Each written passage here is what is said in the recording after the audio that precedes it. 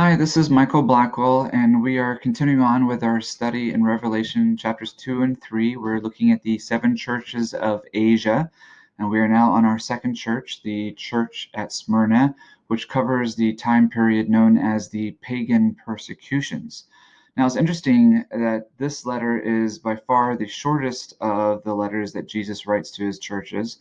But although it's the shortest letter, it has some very powerful verses that bring a message of hope really to a church that was going through some immensely difficult times, to say the least. So let's go ahead and read these verses together. It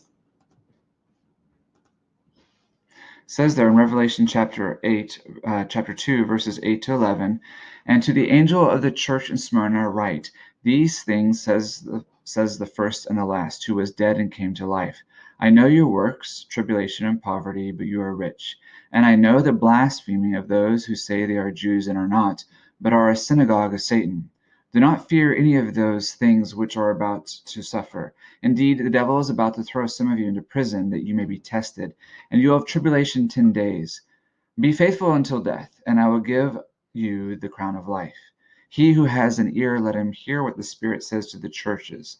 He who overcomes shall not be hurt by the second death." Now, this church historically represents the persecuted church that went from about 54 AD to about 305 AD.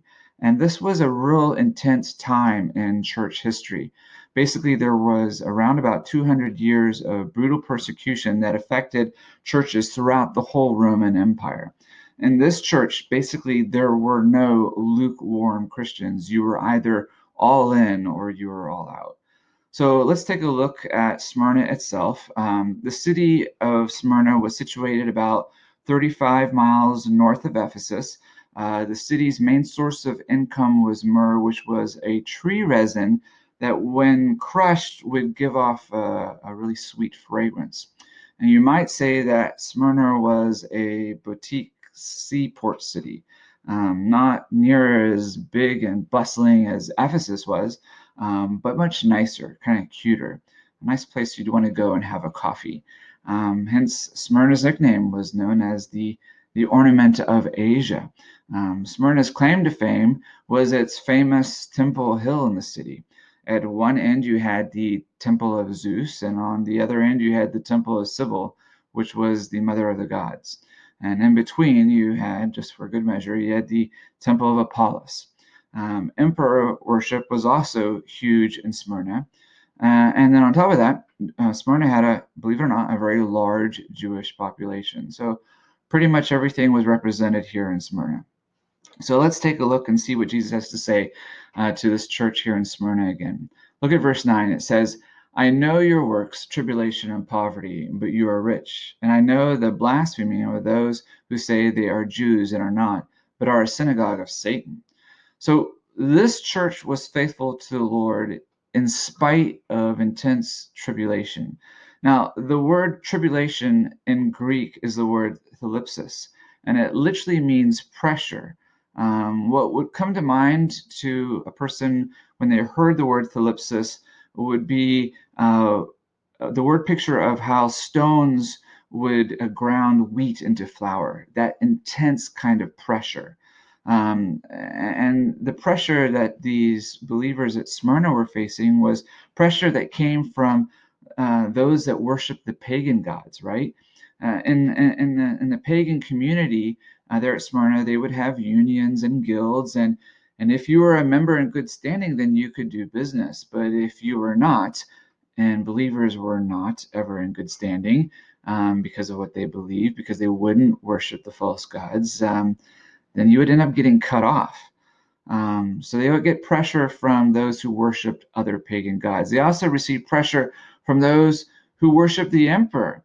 You see, believers, we can't worship Caesar. They wouldn't worship Caesar. And so because they wouldn't worship Caesar, they were considered enemies of Rome.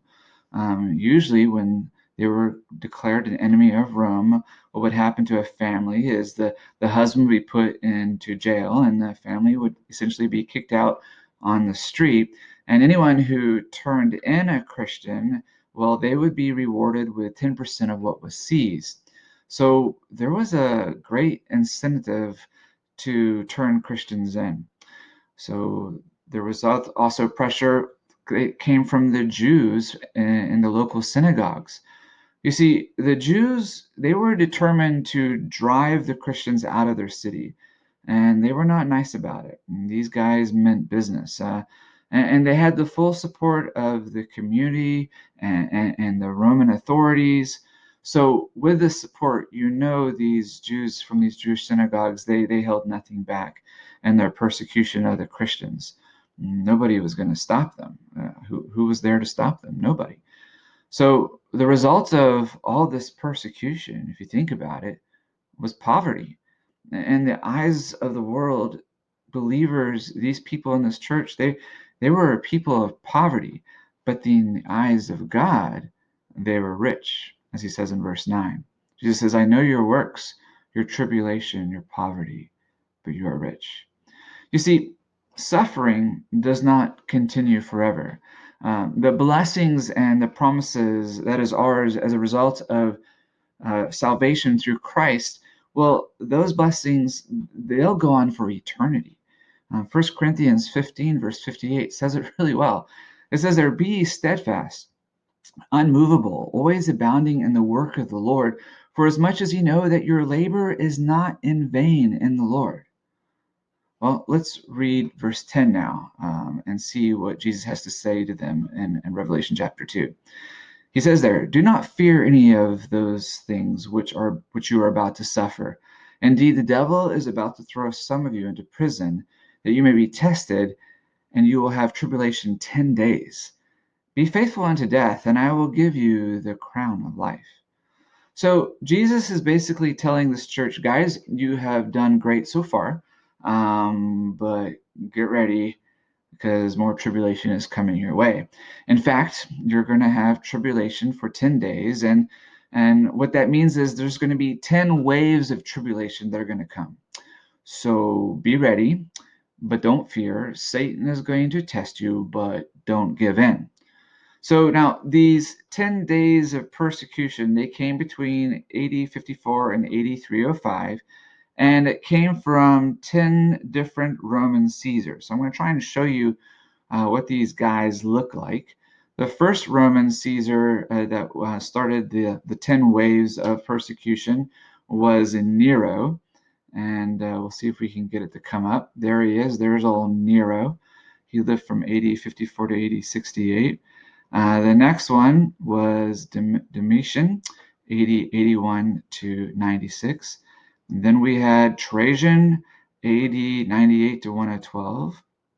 Then we had Marcus Aurelius, which was AD 161 to 180. Then we had Severus. I don't know if I'm saying his name correctly, but he lived from AD 193 to 211. And then I think we can move on to Maximinus, 235 to 238.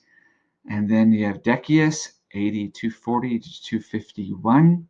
And then Valerian, Emperor Valerian, 253 to 260.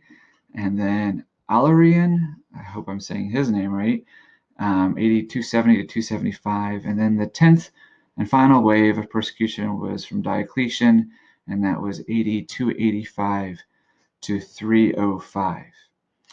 Well, in 155 AD, Polycarp was a disciple of the Apostle John, and he served as the pastor of the church at Smyrna. And Polycarp was arrested and was about to be burned at the stake. And they gave him one more chance to recant and to worship Caesar. And this is what Polycarp said, and I quote, "For 86 years I have served my king, and he has been faithful to me. Why should I deny him now? You asked me to forsake my God for a fire that burns for less than an hour. You are in danger of a fire that will never die." And with that, they lit the fire, but it actually burned away from him. You can see there the stake, it burned away from him. So they weren't going to have that stop them. So they stabbed him to death, and then they burned his body. And that's what happened to Polycarp. You see, the believers in Smyrna were perfect examples of being faithful unto death. And it is estimated that more than 6 million believers died, refusing to deny the Lord. They just wouldn't fold. God used the enemy's efforts for his own glory. You would think that this would have caused the church to shrink, but it didn't. The church actually grew like wildfire. So, failing to destroy the church, Satan then changes his tactics. And Satan's plan is now to infiltrate the church. And that's what we're going to learn about in the third church, the church at Pergamos, which is known as the state church. And that's what we're going to learn about next.